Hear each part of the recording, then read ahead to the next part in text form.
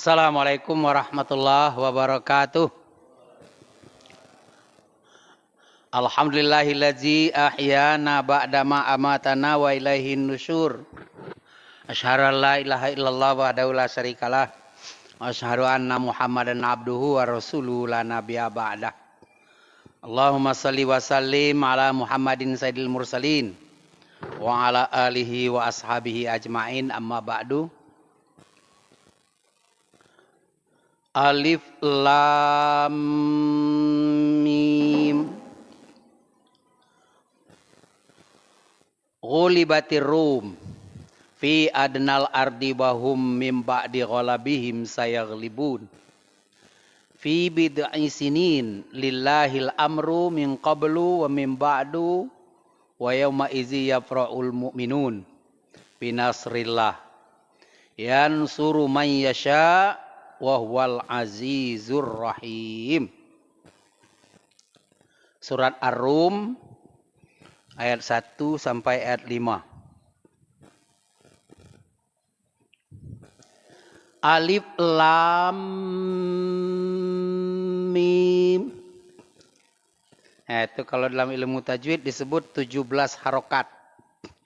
Alif 1, lam 6, dengung 4, mim 6. Jadi jumlahnya 17 harokat. Ghulibatir rum, telah dikalahkan orang tentara Romawi. Fi adnal ardi wahum mim ba'di ghalabihim sayaghlibun. Di negeri terdekat dengan kamu, wahai Rasulullah dan sahabat-sahabat. Di mana negeri itu? Ya negeri Syam. Di mana negeri Syam itu? Yalah tempat jalur Gaza sekarang. Nah, mereka tahun ini kalah. Wahum mim ba'di ghalabihim sayaghlibun. Tahun ini kalah, tapi dalam jangka waktu bid'i sinin mereka akan menang. Lillahil amru min qablu wa min ba'du. Segala urusan itu adalah milik Allah sebelum dan sesudah.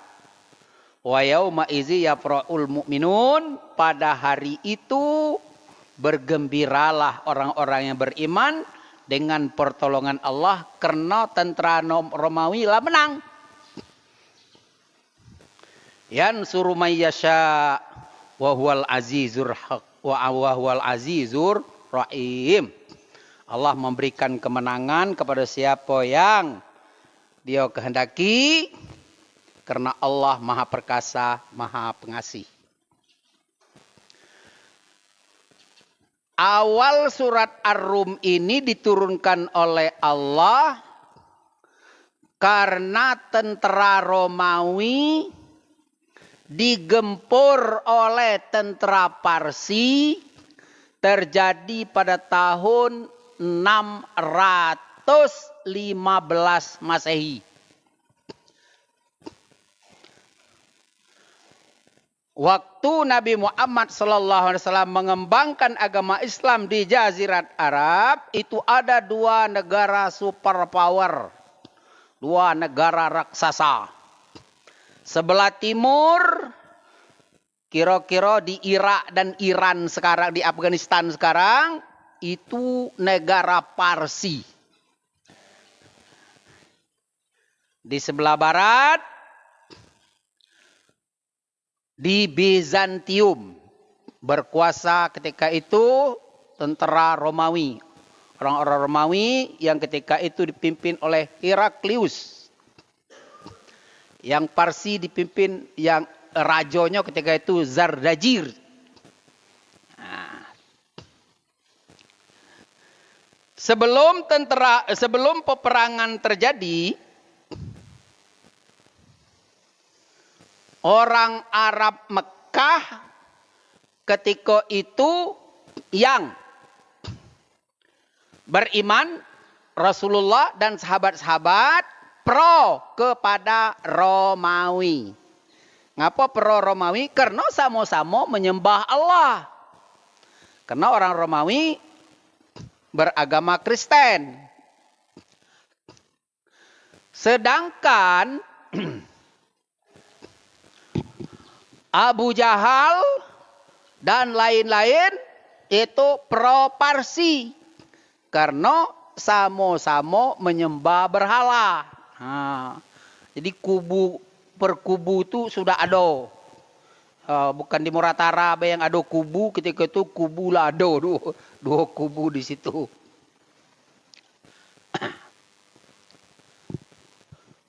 Jadi ketika bakalan perang akan terjadi, maka dua kubu kok saling cemeeh lah. Bahkan ada yang ngajak bertaruh. Maklumlah, baru-baru Islam baru ini 615, sedangkan Nabi Muhammad diutus oleh Allah 600. Nabi Muhammad menjalankan syariat itu 610. Jadi baru 5 tahun Islam hadir ketika itu. Berkat pimpinan dari tentara Parsi itu ada dua beradik jenderal. Jenderal dua beradik yang kakaknya bernama Jenderal Farhan, yang adiknya bernama Saharman. 615 itu dimulailah pertempuran. Tentara pihak Parsi mulai masuk dari Irak, Babilonia, terus merangsek ke sebelah barat. Sedangkan tentara Romawi sudah nunggu di daerah Syria. Nah, daerah Damaskus. Menunggu di situ. Terjadilah pertempuran sengit. 7 hari 7 malam berperang sehebat-hebatnya di antara Parsi dan Romawi ketika itu. Akhirnya tentara Romawi kalah. Kalah tentara Romawi. Tak lama sudah itu terhabar. Sehingga ketika itu para sahabat Rasulullah bertangisan. Karena saudara-saudaranya atau saudara-saudara yang sama-sama menyembah Allah, Romawi kalah. Abu Jahal, Ubayyah bin Khalaf, Abu Sofyan, Abu Lahab, abu-abu lainnya mencemeeh. Itu ketika itu perang tuh bukan perang main-main. Nganggap perang bertanding antara Tuhan.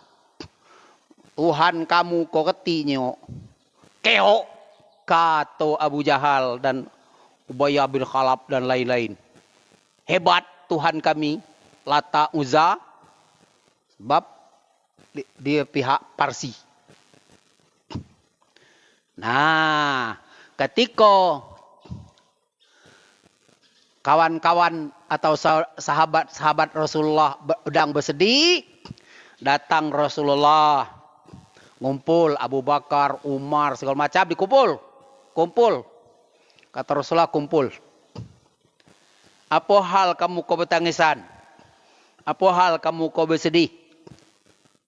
Jawablah Abu Bakar ketika itu, ya Rasulullah, mana dak sedih. Saudara-saudara kita Romawi kalah. Oh, itu persoalannya, kata Rasulullah. Sabar. Dibacalah oleh Rasulullah ayat ko. Kona la turun ayat, kata Rasulullah. Allah lah ngenjuk tahu kepada kita. Alif Lam Mim. Ghulibatir Rum. Allah yang maha mengetahui apa maksud alif lam mim. Jadi kapan ada huruf hijaiyah di awal-awal surat, itu ada berita besar. Dalam ayat itu ada berita besar. Ghulibatir Rum. Memang tentara Rom udah kalah, kata Rasulullah. Tapi, kata Rasulullah, dalam mau lagi, dia akan menang. Dia akan menang, kata Rasulullah. Jadi mendengar gembira macam itu tadi, Abu Bakar langsung keluar. Sok percaya apa kata Rasulullah itu pasti terjadi. Dicarinya lah Ubayyah bin Khalaf. Dilala kau Ubayyah. Tak lama lagi tentara Parsi akan keok. Akan keok dipantak oleh tentara Romawi. Dilalah Abu Bakar, omong kosong itu. Selamanya tak mungkin tentara Parsi bisa mengalahkan, atau tentara Romawi tidak mungkin selamanya akan mengalahkan tentara Parsi. Sebab mereka sangat kuat. Karena jenderalnya, 2 orang jenderal kakak beradik kok amat sangat menakutkan. Bertengkar. Akhirnya Ubayyah bin Khalaf ngajak taruhan. Kita bertaruh. Kalau menang, bila menang kage, kita bertaruh 10 ekor unta.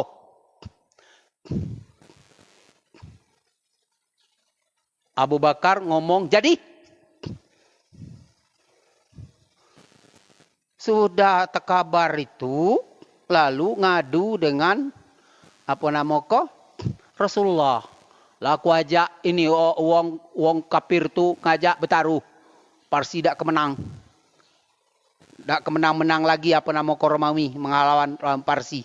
Tapi ingat ya, ayat yas'alunaka andil khamri wal maisir, ayat tentang judi, tentang taruhan belum turun. Nah, salah paham. Belum turun ayatnya. Berapa taruhan? 10 ekor unta.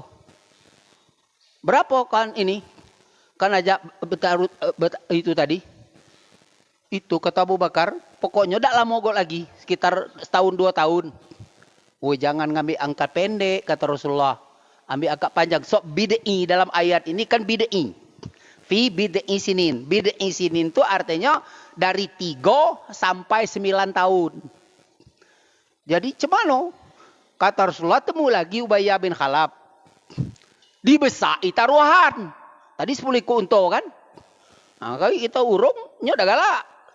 Ini katanya kita pengecut. Jadi cari Ubayyah bin Khalaf, ajak bertaruh. Taruh apa? Ditambah taruhan nih 100 ekor unta. Nah, sehingga menang kage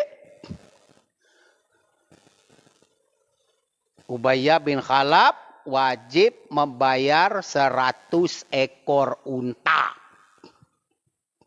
Kontrak ditikin, selesai. Ya. Kembali ke markas masing-masing. Jadi kebetulan karena menang, tentara Parsi dak ketahuan. Membawa harta rampasan banyak. Tumpah ruahlah harta ketika itu disambut oleh masyarakatnya ketika itu bukan main. Maka Jenderal Farhan dan Saharman disuruh oleh Raja, dia beladi staf. Bersenang-senanglah, gembiralah.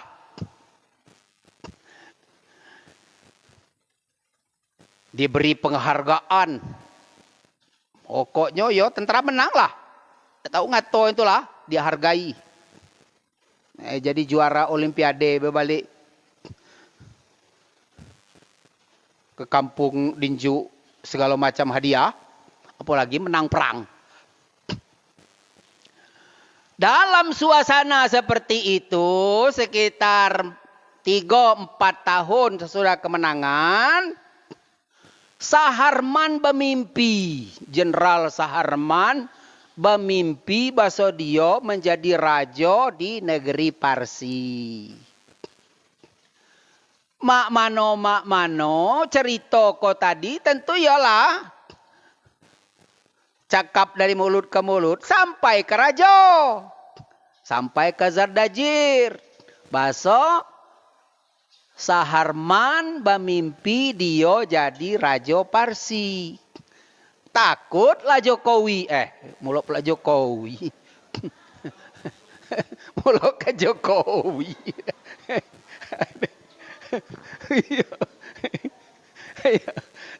Takutlah Raja Zardajir ketika itu dia bakal tumbang. Itu takut dia kan. Nah karena takut bakal berhenti jadi raja, bakal jadi presiden. Akhirnya Raja Parsi ketika itu ngirim surat. Dikirimlahnya surat kepada Parhan. Kakak si Saharman yang bermimpi tadi Saharman. Nah dikirimnya surat ke kakaknya. Ke kakaknya Parhan. Isi surat itu singkat. Kita belecenya singkat. Saudara Parhan, segera sembelih adikmu yang bernama Saharman. Kirim surat, bunuh adikmu Saharman. Kirim surat Siko. Dalam waktu dekat, tolong sembelih adikmu Saharman. Kirim surat. Kapan dibaca Parhan? Gilo raja ni. Muluk pula adikku. Yang setengah mati gula perang sambungan aku disuruh sembelih. Acuh. Simpan surat kau tadi. Tunggu kali tunggu dek raja. Tak juga dilaksanakan oleh Saharman. Oleh Parhan. Tak juga dibunuh. Kirim surat Siko lagi. Kirim pula surat Siko lagi. Hei, Parhan. Melolomkan bunuh adik kawan. Dua. Belum juga. Ditunggu. Kirim surat ketiga. Belum juga. Lah. Pengeslah raja ketika itu. Ketika itu raja marah karena lah 3 surat dikirim. Adiknya tak juga dibunuh. Maka yang keempat. Dialih jabatan. Dialih jabatan. Tadi jenderal pimpinannya adalah Parhan. Nah kini diserahkan kepada Saharman. Parhan di baku panjang. Serah terima jabatan. Begitu sudah serah terima jabatan. Lah rami. Lah begadang masyarakat lah gembira ria. Karena kita lah dapat pimpinan jenderal baru. Nah. Begitu Saharman menjadi panglima, menjadi jenderal besar, raja terus nak melaksanakan. Dikirimlah surat. Dikirim surat. Wahai Saharman, bunuh kakakmu yang namanya Parhan. Terbalik gini kan?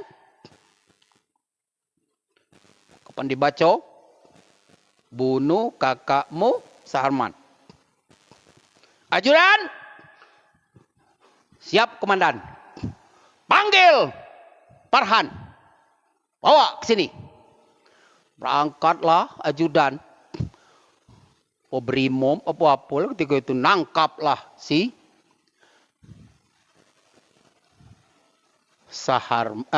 nangkaplah si Parhan. Parhan dibawalah ke dalam markas besar angkatan bersenjata ketika itu. Langsunglah ketika itu Saharman dengan garang dan marah. Hai Farhan, saya Panglima, kamu pada hari ini akan dibunuh. Loh, apa salah aku nih? Tanya lah sih, salah aku nak dibunuh nih. Bersalah, tak bersalah, tetap akan dibunuh. Perintah siapa? Atau perintah Rajo? Okelah, kata Farhan. Kalau memang Rajo mengendaki begitu, saya akan dibunuh. Siap. Yo, jenderal yang namanya politik kan macam itu. Aiko jadi Rajo, besok jadi Hambo. Asolah pimpinan. Mau tak macam itu, jangan nak terjun ke dunia politik. Pening kepala. Mau nak pergi ke dunia politik kok. Udah banyak. Laki ni kan dunia olah terbuka. Udah banyak. Lah jadi caleg, lah terdaftar sebagai caleg. Duit dah katek lagi, nah akhirnya naik menara. Celentam terjun. udah banyak itu. Lah banyak. Lu pemilihan, duit lah habis. Nah, udah. Terpilih belum tentu. Ya politiknya macam tu. Jadi kalau udah hati-hati dengan politik, ya jangan-janganlah mikir-mikir lah. Jadi dihadapkan, jadi kalau memang kata Farhan aku mau dibunuh, permisikan aku dulu, aku nak balik ke rumah. Ngapa? Sebab di rumah tu ada azimat. Jadi kalau azimat telumkan baca, telumkan ya, kada bisa, awak aku kebal. Maku menang kita perang, kena aku kebal. Jadi azimat tu harus dipacul dulu. Ya, azimat tu harus dipacul di badan awak, anak ngambil. Gila Farhan ngambil 3 ijek surat kau tadi. Isi surat tadi apa? Saudara Farhan bunuh adikmu Saharman, kan itu isinya kan? Nah, sekarang Saharman yang nak bunuh kakaknya. Tolong baca tuan. Ko azimat si kok. Baca.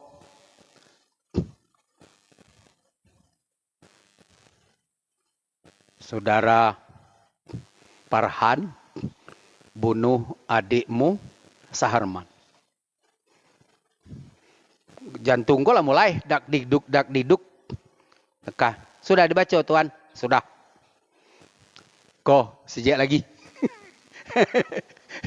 Baca surat. Ngapa belum dibunuh adikmu? 2. Sudah Panglima? Sudah. Mana? 3. Kau sejak lagi yang ketiga. Karena kamu dak galak memberhentikan dak galak membunuh adikmu, maka jabatan Panglima hari ini juga dilaksanakan. Serah terima jabatan. Akhirnya Saharman tegak situ langsung dirangkulnya kakaknya. Oi, maafkan aku kak. Hebat kakak dari aku, maafkan aku. Jadi berdua beradik kau tadi ngomong berarti Rajo ni lah nak nyuruh kita ni mati. Berdua ni. Nah jadi cak mana? Sudah secara diam-diam kita sekarang membelot. Nah itu ceritanya. Membelot lah kita. Jenderal berdua beradik dari Parsi kau tadi membelot, pergilah dia menemui Heraklius. Ada surat rahasia dari orang berdua beradik ini kepada Heraklius. Kami nak datang. Kami akan mengundurkan diri dari koalisi perubahan. Kami nak masuk ke koalisi Prabowoan. Itu kira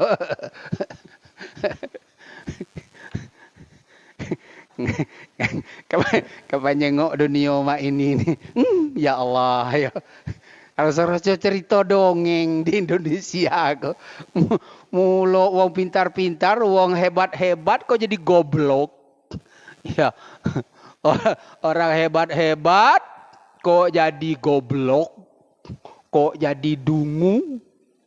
Ya, menong kita mikir. Anak ingusan. Hai gilo nian. Para jamaah subuh yang dimuliakan Allah, Heraklius sudah siap dengan apa nama kok? Balan tentara. Kita takut kaget, ini dua jenderal sangat menakutkan. Disiapkan di luar tuh sudah ini tentara Heraklius di Bizantium tuh sudah diinikan ya. Jadi terjadilah pembicaraan dengan Heraklius ketika itu. Jenderal Farhan dan Saharman ngomong, kami ingin balas dendam.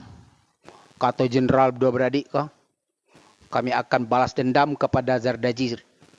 Itu maka kami mohon bantuan Tuan. Oke, kalau macam itu kata Heraklius. Jadi akhirnya jenderal berdua beradik melatih tentara Romawi. Latihlah tentara Romawi. Ya ngajar tentara berbaris lah, ada kelamo igo. Ya ada kelamo igo. Mengajar tentara terlatih, ada kelamo igo. Tinggal menunjuk strategi pusat perlawanan mereka di sini, pertahanan mereka di sini, benteng-benteng. Kan dikadunya galonya lah tahu rasionya kan. Jadi akhirnya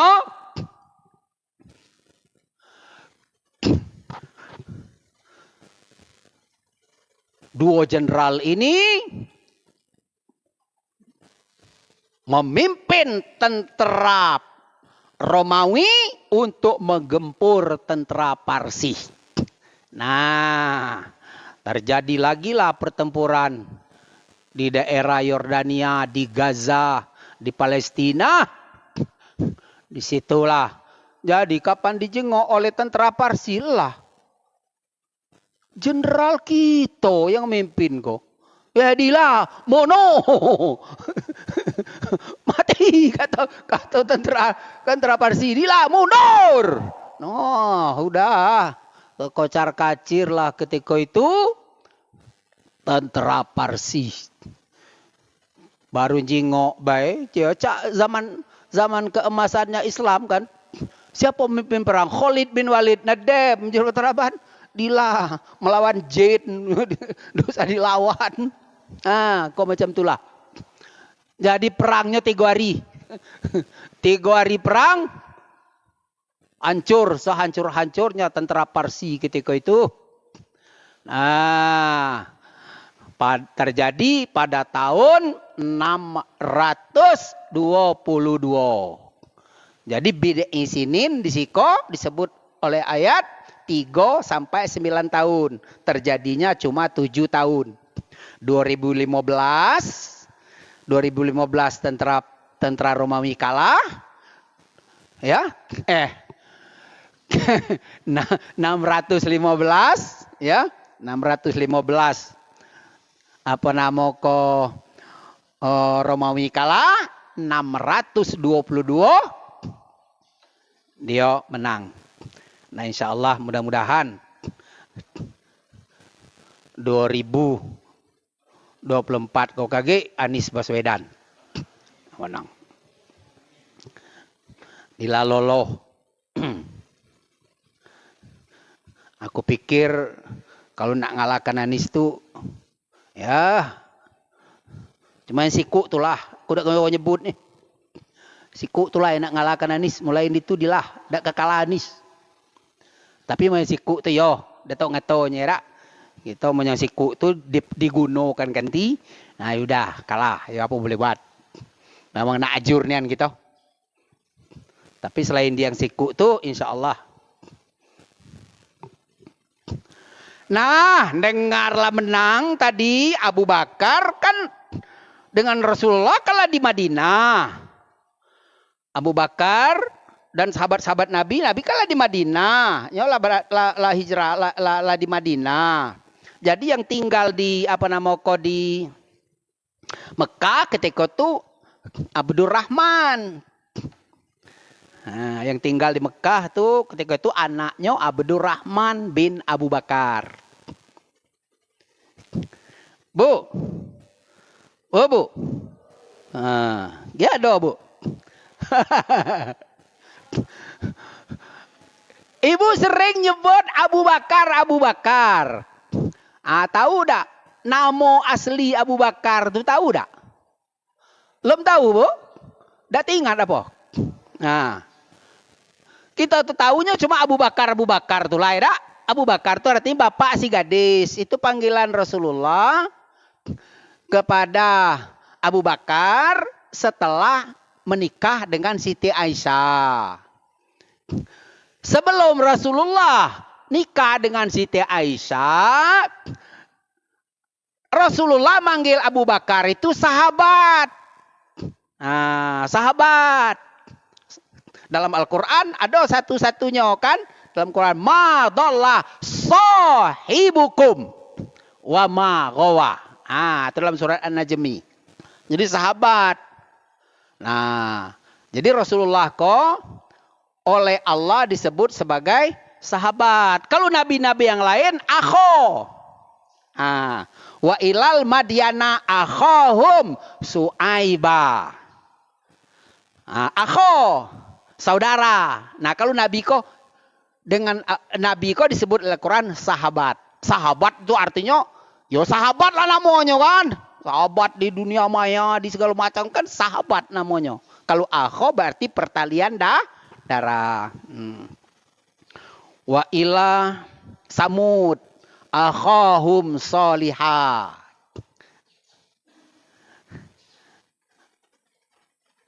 Akho. Namo Abu Bakar tuh yang aslinya, Bu, Pak, namanya Abdullah. Namo Abu Bakar tuh yang aslinya Abdullah bin Abi Kuhafah. Makanya Rasulullah tidak mungkin lah nak manggil Abu Bakar, weh dolek. Tidak mungkin. Makanya Rasulullah tuh manggil Abu Bakar tuh sahabat. Tidak kena ada Rasulullah nak manggil dulet umpamanya kan tidak mungkin lah nama bapaknya. Nah, kemudian juga kadang-kadang di dusun juga pernah aku tanya, so, kamu rajin baca berzanji kok?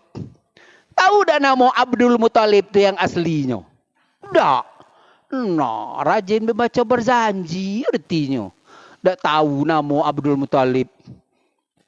Abdul Muthalib itu nama aslinya Pak Bu Saibah. Saibah bin Hasib. Jadi ada dulurnya anak Hasib yang tukang jago Ka'bah namanya Muthalib. Ketika Muthalib lah tua, dijengoknya dulurnya kok. Yang kau tak pantas, kau nak mabuk narkoba, yang kau mabuk betino, yang kau mabuk judi, tak ketik lah bakal sapu lah, bakal mimpin Ka'bah, mimpin wang ini kau mimpin Masjid Haram kau. Jadi terpikirlah oleh si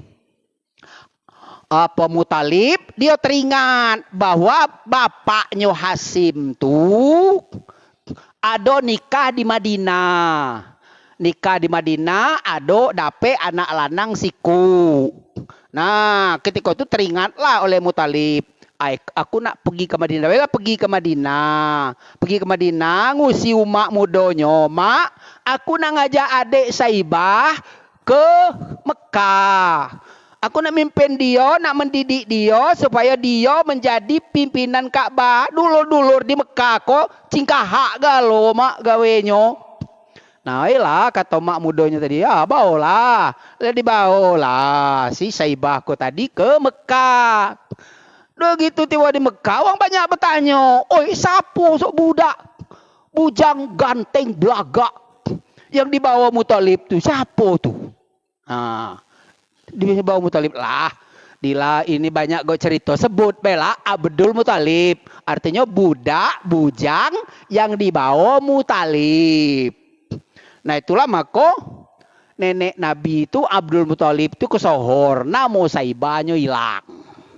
Nah, jadi balik ke persoalan tadi Abdurrahman ya. Jadi Abdurrahman anak Abu Bakar langsung nemui Ubayyah bin Khalaf.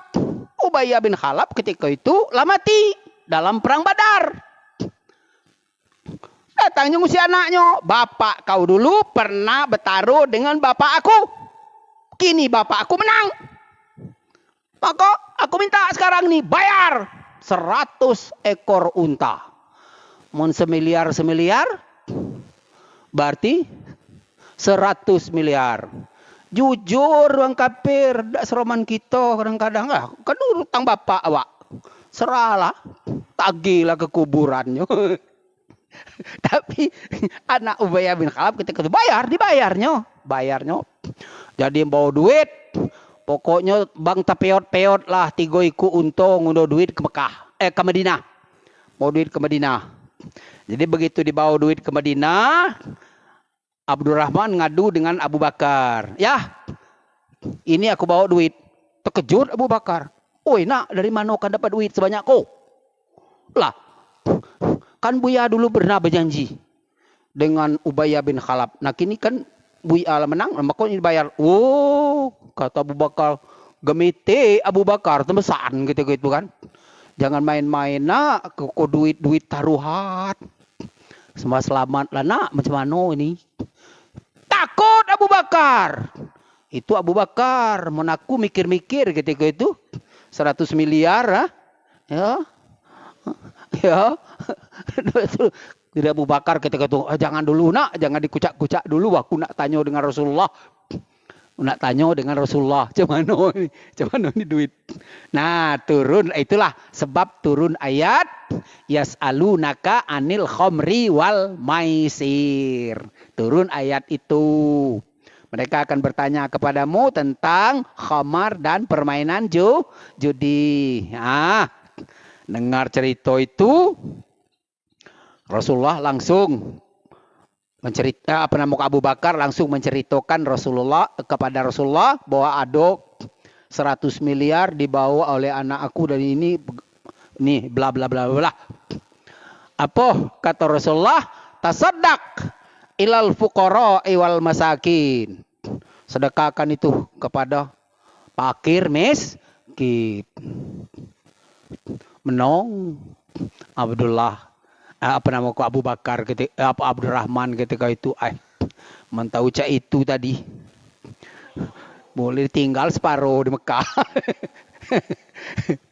Jadi akhirnya 1 peser pun duit itu tidak diambil oleh Abu Bakar dan Abdurrahman ketika itu. Nah, Bapak dan saudara-saudara sekalian, inti dari apa yang kita ceritakan ini bahwa Allah Ta'ala tidak akan mengingkari janjinya. Mungkin kita berpikir, kenapa kok rakyat Palestina itu terus menerus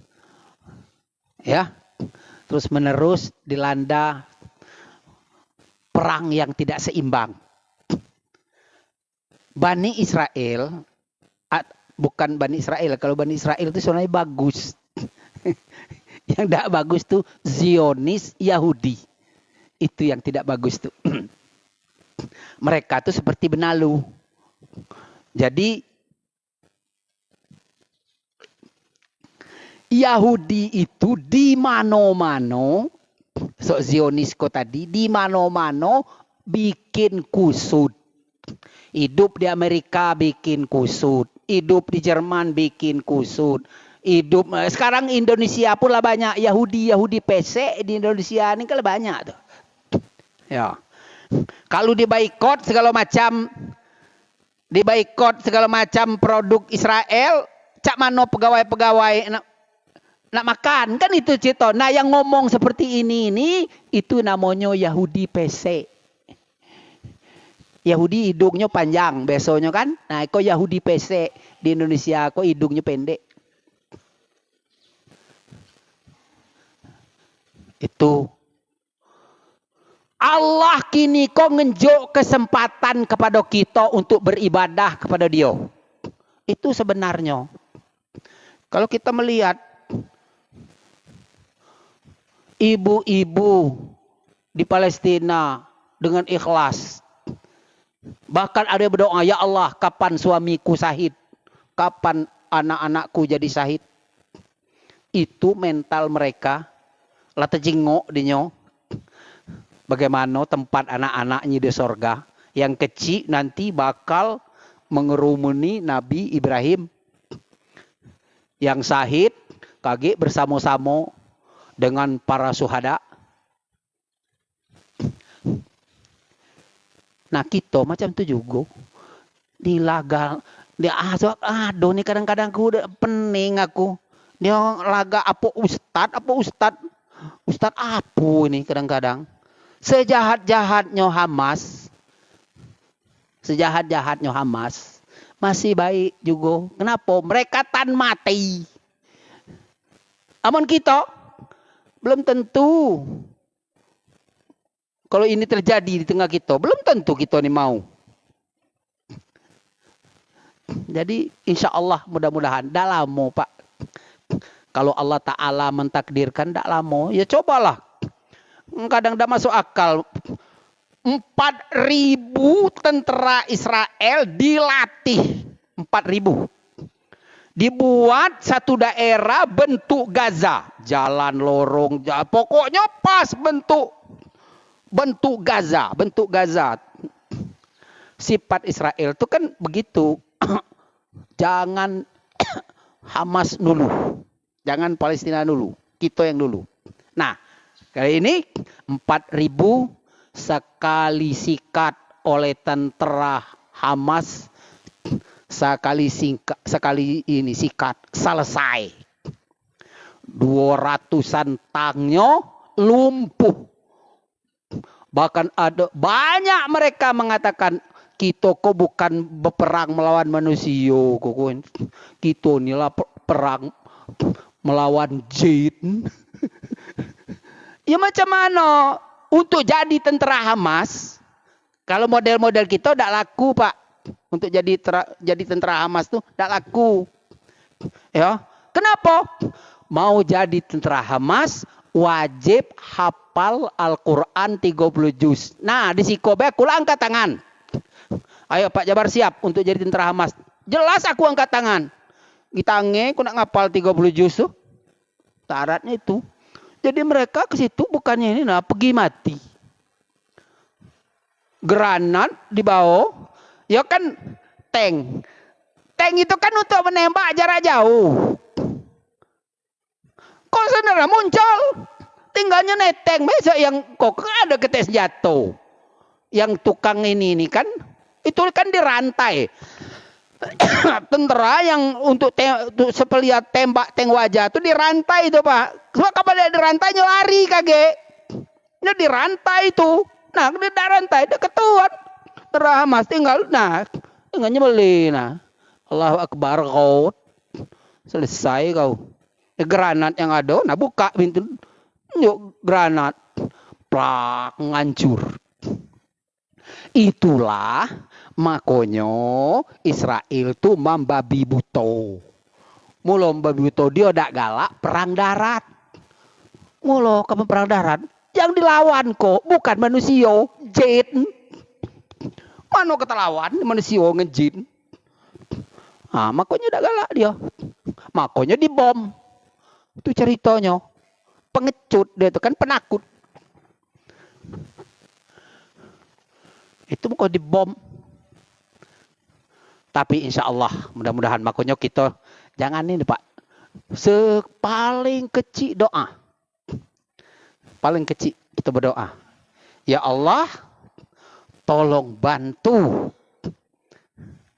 bangsa Palestina, tolong selamatkan bangsa Palestina agar jangan sampai habis orang di Palestina itu yang menyembahmu. Itu paling tidak doa kita.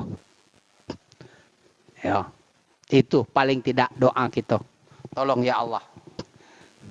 Saya janji Allah kapan akan dimenangkan. Banyak Pak. Dak saya kuna ininya banyak ayat dalam Al-Qur'an tuh. Kamin fi'atin qalilatin ghalabat fi'atan kasiratan biiznillah. Ada ayat menjelaskan. Jangan takut tentara sedikit menghadap tentara banyak. Sudah berapa?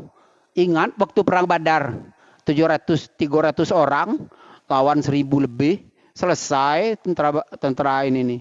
Asal jadi kalau Allah mau menolong tuh tidak lama lagi. Nah kini Allah lagi memberikan kesempatan untuk kita beribadah. Amun ada wong minta duit, jangan banyak cerita. Berapa donju? Ayo kita sekarang ini boikot seluruh produk-produk Israel. Itulah ibadah, Pak. Ibadah itu tuh. Ya, inilah mana seperti Aqua, Denko, Fanta, apa Coca-Cola. Ya kan tahu galau gitu tuh produk-produk Israel. Jangan dibeli. Kini mereka sudah di mana-mana mereka bahkan dicurup udah banting setir mereka.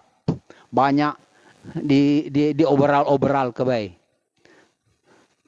Netanyahu Perdana Menterinya kini itu udah pening pala. Mano rakyat nuntut, nyo duit negara sudah amblas. Kehancuran dia sekarang ini kalau menurut duit kita itu sekitar 7.700 triliun.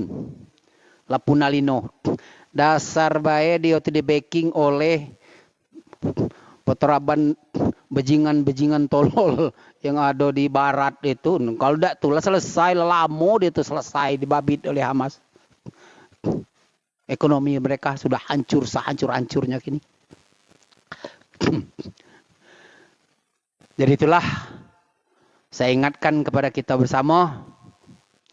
Jangan lupa Bu, Pak. Pokoknya sudah sholat. Kita berdoa kepada Allah Ta'ala. Tolong ya Allah.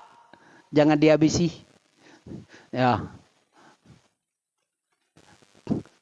Sebab kapan menang Gaza sesuai dengan hadis-hadis Pak. Itu tidak lama lagi. Dunia kok nak karam.